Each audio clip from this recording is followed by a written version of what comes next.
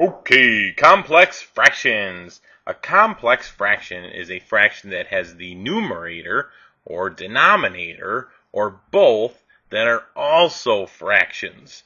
So, for example, if I started with a fraction, 1/8, and then I made another fraction bar and I put another fraction below, this is a complex fraction. It is a fraction in a fraction. To figure this out, you got to remember that this is the same thing as a division symbol. So what we could do is we could take the numerator, divide by the denominator. Then you got to remember your rules for division. The rules for division say keep the first fraction the same, change your division to multiplication, take the reciprocal of the second fraction. At this point, you can cross-simplify if there's anything to cross-simplify, but there isn't. There's no common factor between 3 and 8 or 1 and 2. So you multiply straight across. 1 times 3 is 3. 2 times 8 is 16. Moving on to another one. Hi, George. Hi. Say hi louder, George. Hi. See, that's my son, George. Just need to put my book. He's putting his book away. So here's another example. 2/3 over 1/6. Again, 2/3 divided by 1/6. Then take 2/3, leave the first one alone, change the multiplication, 6 over 1. And look, now I can cross simplify. Remember, you cannot cross simplify when it's division. So here, 3 and 6 share a common factor of 3. 3 goes into 3 once, 3 goes into 6 twice.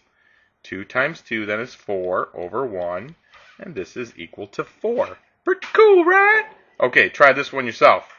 This is 3/5 over 1/7. Pause the video and do this one yourself. Okay, so you have 3/5 divided by 1/7. You would change it to be this. There's nothing to cross simplify, so you have 21 over 5.